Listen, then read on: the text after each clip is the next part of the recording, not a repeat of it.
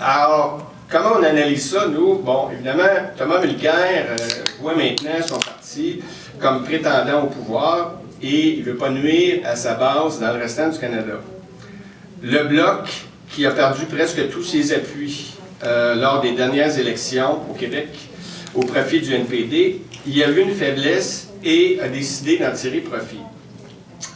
Et le retour au Bloc québécois du député NPD de Jonquière Alma, qui était auparavant au Bloc d'ailleurs, n'est d'ailleurs pas étranger à cette manœuvre. Ils ont essayé de tirer leur avantage.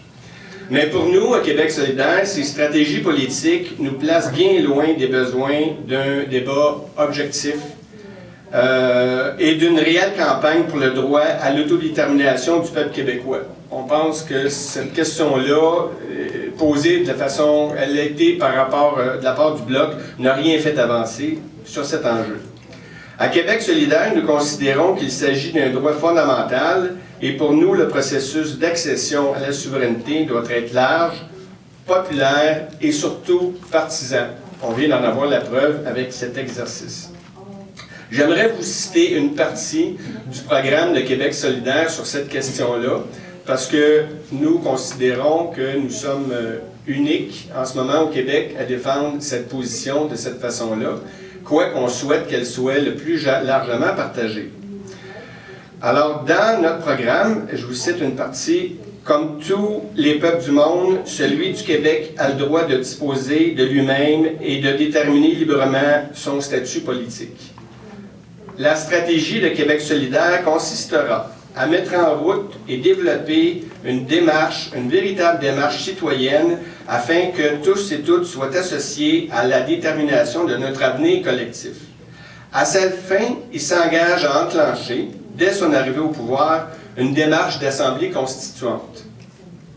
Celle-ci aura la responsabilité et les moyens de mener un vaste processus démocratique, participatif d'une durée approximative de 18 mois, visant à consulter la population du Québec sur son avenir politique et constitutionnel, de même que sur les valeurs et les institutions politiques qui y sont rattachées. Ces membres seront élus selon un mode de scrutin qui assurera la représentation proportionnelle des tendances et des différents milieux socio-économiques présents au sein de la société québécoise et selon une représentation égale d'hommes et de femmes. Et les membres de l'Assemblée nationale ne pourront s'y faire élire parce que le mandat de l'Assemblée constituante, on veut qu'elle soit non partisane, mais également parce que ce sera un travail à plein temps pendant 1 an et demi où cette Assemblée-là devra consulter l'ensemble du Québec, donc ne permettra pas aux membres de l'Assemblée nationale d'y siéger. Les propositions issues de cette Assemblée, y compris celles sur le statut politique du Québec, seront soumises au choix de la population par référendum. Donc, nous, quand on pense référendum, on pense avant ça à un large processus où l'ensemble de la société doit décider de ce que ça veut dire l'avenir du Québec. Alors, ça veut dire proposer de discuter de la manière la plus démocratique et la plus large possible des mécanismes essentiels pour assurer la défense du bien commun, pour articuler un projet d'indépendance politique et des revendications sociales. Alors, pour nous, une société souveraine, ça veut dire une société de changement social. Un ne va pas sans l'autre.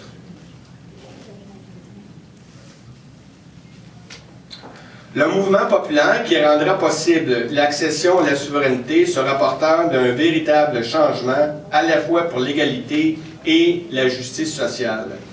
Il ne pourra véritablement pas en être autrement. Une population n'effectue pas une rupture aussi importante sans saisir qu'elle exerce pour sa propre émancipation sociale.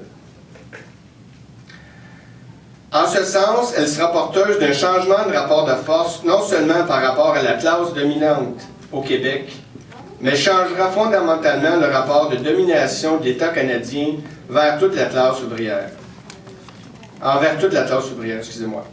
La défense du droit à l'autodétermination du Québec par les mouvements sociaux et les progressistes du reste du Canada est donc fondamentale, non seulement pour son appui essentiel, mais parce que la dynamique de lutte, d'émancipation sociale au Québec, au même titre que le printemps des carrés rouges, mais à une échelle 1000 fois plus puissante, pourra favoriser en échange l'élargissement des luttes pour la justice sociale et la prise en main par la population du reste du Canada de sa propre émancipation. Alors, je termine là-dessus en vous disant que pour nous, la souveraineté au Québec, ce n'est pas quelque chose qu'on voit en phase clos. Il faut effectivement, si on veut changer la société, la changer fondamentalement de ses bases sur les questions sociales. Et cette question-là rejoint, je pense, aussi les besoins de l'ensemble des progressistes, des travailleurs et travailleuses du reste du Canada qui ont là-dessus le même intérêt. Et dans ce sens-là, le changement profond qu'on fera au Québec sera, nous l'espérons, d'une influence positive pour ceux et celles qui luttent également pour leur émancipation dans le restant du Canada. Et je pense que quelque part, cet enjeu-là fondamental nous rejoint. Merci beaucoup.